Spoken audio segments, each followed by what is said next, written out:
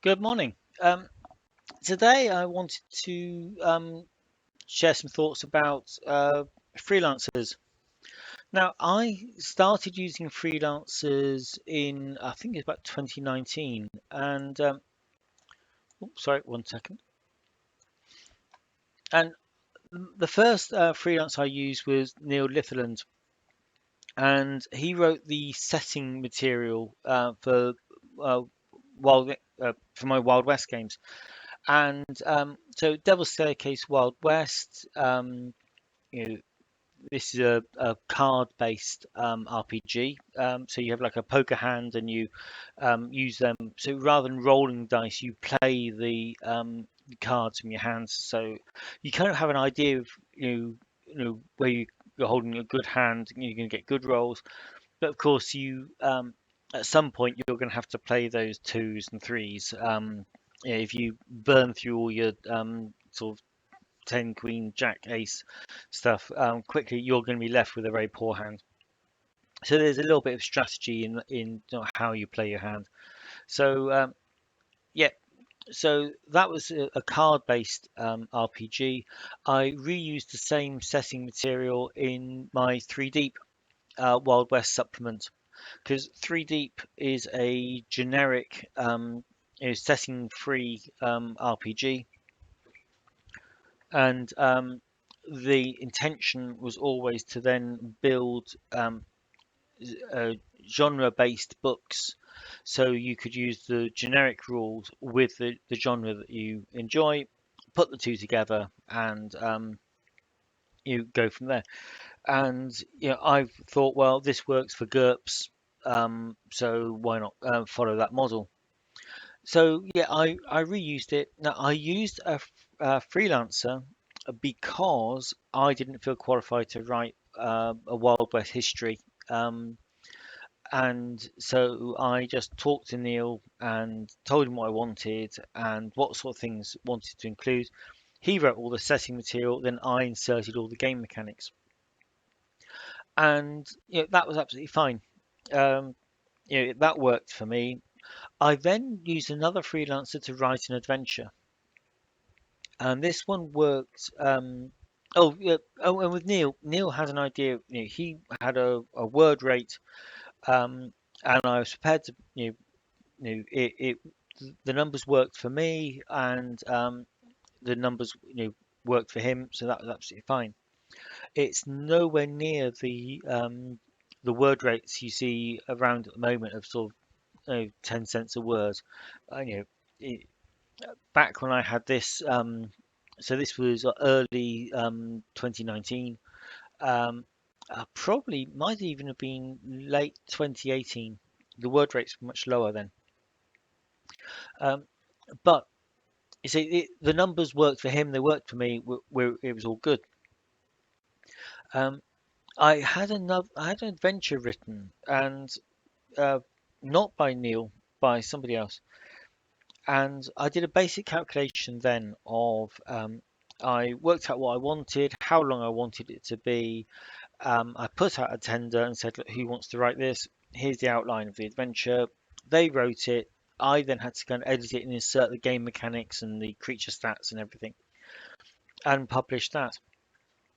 And that was the last thing I did with freelancers for a couple of years. And the reason for that was I have a very short attention span. And what happened was, having written the outline for the adventure and then giving it out, by the time it came back, my brain had moved on. I was working on something else. And this thing coming back, which then needed me to go over, it felt like I was rehashing old ground. I'd got it out of my system when I wrote the draft, and I had no enthusiasm for actually editing the adventure, inserting the stats, doing the layout and everything. And so it became a real chore, and what should have been a day's work became 3 weeks' work, and it was just not a happy experience. So I didn't go back there. So skip forward to September 2021, this year, 3 months ago, 2 months ago, um, a friend came to me who had seen how I was doing with the sort of publishing industry, and they had had a very, very hard time through the lockdowns. They were a driving instructor by sort of day job, and of course that was a very close proximity and closed environment. So they were shut down right at the start of the lockdown, and about the last thing ever to come back when they started to loosen the restrictions. Over that time, I talked about sort of writing and that sort of thing with them, and they finally committed to doing it. And he had an operation, so he was convalescing. He couldn't work, couldn't do anything, but he could sit at home on his computer. And the arrangement we came up with was that it would be all on royalty. He would get the lion's share of the royalty, and I would just take a small share for doing the layout, finding stock art, creating the cover, publishing it, and using my mailing list and things to tell people about it. And that works really, really well because they were all of Marcus's. So this is Marcus Locke is the author of these, and they were his ideas, and he did everything, and he just literally kind of offered me this adventure on a plate, and it takes half a day to give them a quick once over, do the layout, you create the cover, do all the publishing side of it, and then the newsletter and that sort of thing. And yeah, so since September, how many have we got here now? That's one, two, three, four, five, six, seven, eight, nine. There's nine, and I think I've got four more in a folder ready to be published. So they're great little adventures, and it was you know, the first thing I've published written by somebody else for 2 years, and it's working. Um, as a spin-off of this, another mutual friend has seen what I was doing, was interested in what I was doing, saw that Marcus was now doing it, um, and they also kind of wanted part of the action, and so they are now uh, starting to write for me, and they've I think there's in that little phase. I don't know if everyone suffers this, but when you write your first thing, you get a little bit of imposter syndrome. You think it can't possibly be good enough, and so what you know, it, they keep telling me that they've got it, they're working on it, but I haven't actually seen anything yet. But it's on the same deal. They're going to do everything. I just have to do the layout, art, cover, publishing, and you know that's it. So it it means that I won't have seen it. It'll be new to me when I first read the adventure, so I won't be bored of it, and that side of things goes away. And this has got me interested in having other people writing again. So I've reached out to a freelancer, and I had a budget um, to create a fantasy setting for 3 Deep. Now, 3 Deep's always struggled, and part of its struggle is the fact that it has no fantasy content. Um, I mainly play modern day and sci-fi, so that's where my interests are. There's a fair bit of sci-fi content for 3D because of that, but there is no fantasy, and the lion's share of all of the role playing is fantasy. So I've kind of locked myself out of the biggest marketplace. So I had this figure in mind, how much I was prepared to pay. I put out a tender for you to have a fancy setting created, and the process was quite cool because I spoke to I think it's three freelancers that came forward, and the one that I chose, we spent an evening sort of just a conversation back and forth. He was asking me about the world and ideas and magic and mythology and all that sort of thing. And because someone was asking me, I could then say, yeah, I imagine it like this, I imagine it like that, or that, I want this, I don't want that. But I've never written this myself. I didn't really create an outline as such. I just explained um, how I saw the world, and they then ask all these questions, and then they've taken that away, and they're going to create the fantasy setting for 3D. And again, I don't feel like it's you my mind, I'm not going to move on from it because I kind of known that I should be writing this. Everything that I wanted to include will be in it because that was, part of this conversational sort of world building. And you if this, at the end of the day, if this all works, 3 Deep is due a refresh anyway.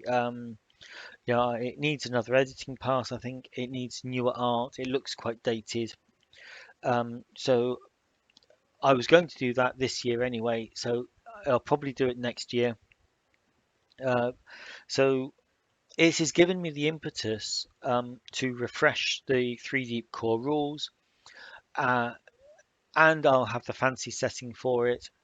And I think that will give 3D another nice little boost. Um, I think 3D's linked here. So yeah, and I think so. Whereas before, I had that sort of uh, bad experience with losing interest in what the freelancer was doing before they even finished writing it. That hasn't happened this year, this time, and I think part is because I've kind of matured as a publisher, and rather than wanting um, you know, to complete control over the whole process, I'm happier now just to say, right, you're the professional writer, you do your thing, and these are just the criteria I need to hit. So yeah, uh, I'm finding now, probably because I've had enough time to reflect and grow as a publisher and reflect on the whole experience of using freelancers. Now, when I've come to it, I'm much happier. So yeah. Uh, oh, the other thing I was going to say is, if I was going to start this whole thing again, I think if I had actually done decent research for the first time round with freelancers, and even stuck at it and learnt from my mistakes after the first sort of bad experience, where I can spend the whole week writing something to then release it, and some things do very poorly, some things do very well. I think if I had used more freelancers right from early on, as soon as I really had a budget to do it, just reinvested it, I could have actually um, focused more on marketing the publishing business, building my mailing list, building my social following, all that sort of thing.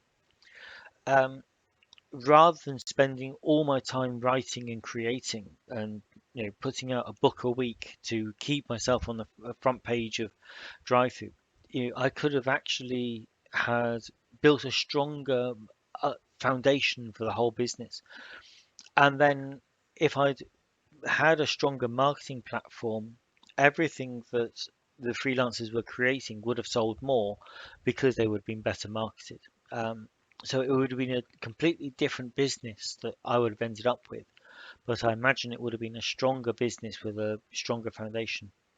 So if you're starting out, um, that's what I would actually suggest in hindsight, that you reinvest the profits from your first things in getting freelancers to create more of the same, and let them listen to them, include their ideas, and free you up to know, building your profile, building your mailing list, getting word out there. So then you can get the return on what they write for you. So yeah, that's a lesson that I should have learned a few years ago and obviously didn't, but I wish I had. Okay, so that's it for today. Thank you for watching.